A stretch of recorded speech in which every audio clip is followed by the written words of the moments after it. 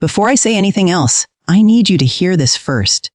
This video is not about blame. It's not a list of ways you're failing your baby.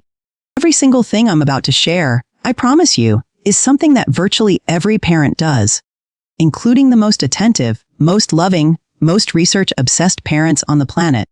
Because most of these things look completely fine from the outside. They just don't feel fine to your baby. And once you understand why, you'll probably make a few small shifts without even thinking about it. That's all this is. Small shifts. The first one is rushing them when they're trying to tell you something. Your baby is communicating constantly. Long before words show up, they're using sounds, gestures, facial expressions, body movements. And when they're in the middle of reaching toward something, or making a sound and looking at you, they're initiating a conversation. When we interrupt that, pick them up mid-reach, or look away before they've finished, their little brain registers it as a dropped call. They were trying to connect, and the line went dead. It doesn't take long for babies to stop initiating if it keeps happening. So next time you notice your baby mid-expression, just wait. Let them finish. The second thing is overstimulating them when they need a break. Babies have a signal that means, I need to stop now. They look away. They turn their head to the side. Sometimes they'll arch their back or get fussy. And what do most parents do when their baby looks away? They move into their eye lane. Hey, look at me! Hi! It's the most natural thing in the world. But to your baby, it feels like someone turning the volume up when you're already overwhelmed. Those look away moments are not rejection. They're a regulation strategy. Your baby is managing their own nervous system the only way they know how. The best thing you can do is let them. They'll come back when they're ready. Third is not matching their emotional tone when they're upset. When your baby is crying and you respond with a very calm, cheerful voice, "Oh, you're okay? You're fine? Everything's good? You mean well." Of course you do. To your baby, it lands like a mismatch. They're in distress, and the voice coming back at them doesn't reflect that at all. Research in developmental psychology shows that babies actually calm down faster when a parent first mirrors their tone, a lower, warmer, more serious voice, before gradually bringing it up. It's called co-regulation. You're essentially saying, I hear that something's wrong. And that recognition alone is what starts to bring them back down. The fourth one is dismissing what they're afraid of.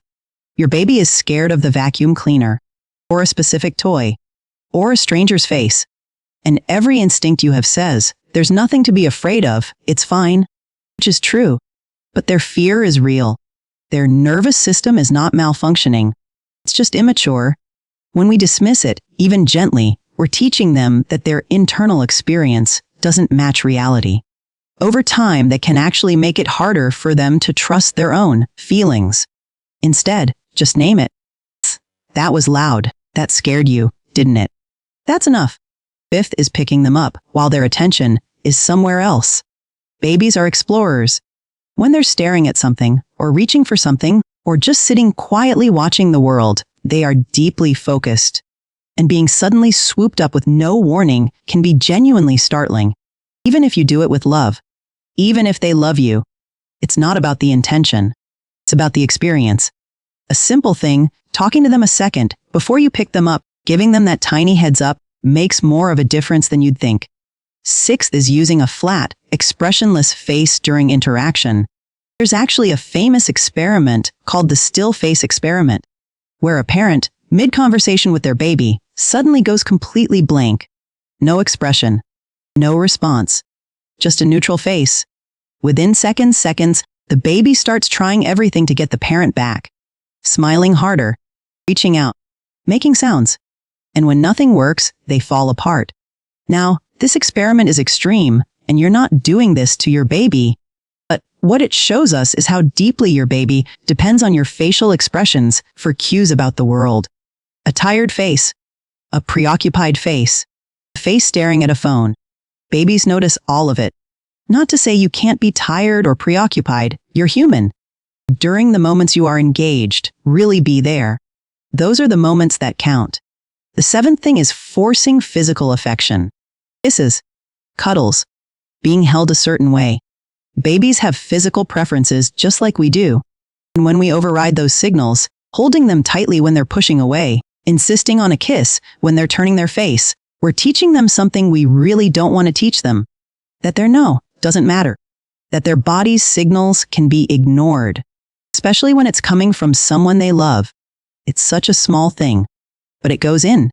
8th is responding inconsistently when they need comfort. This one is about predictability. Babies build their entire sense of safety around one question: will you come? Not will you come every single time perfectly. Just, will you come? When the answer is sometimes yes, sometimes no, sometimes after a long time, and they can't figure out the pattern, their nervous system stays on high alert. It takes more energy to be unsure than to just be sad. Consistency doesn't mean perfection. It just means showing up enough that your baby can start to trust the pattern. And 9th, and this might be the one nobody talks about, is letting them feel your stress without any acknowledgement. Babies are not oblivious to your emotional state. They're actually wired to pick it up. When you're anxious, their cortisol levels respond. When you're overwhelmed, they feel the charge in the air. This isn't your fault. You can't always control how you feel. But what helps, more than trying to hide it, is just naming it. Not in a heavy way. Not "Mommy's really struggling right now." Just a softer version of honesty. "It's been a big day." Something in that acknowledgement actually helps regulate the room. For both of you. Here's the thing about all 9 of these. They're not character flaws. They're not signs of bad parenting.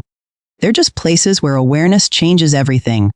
And the fact that you watched this entire video, that tells me everything I need to know about the kind of parent you are. Follow this channel if you want to keep going. Every week, we take the science of what's actually happening inside your baby's world and translate it into something you can use. No perfection required. We'll see you in the next one.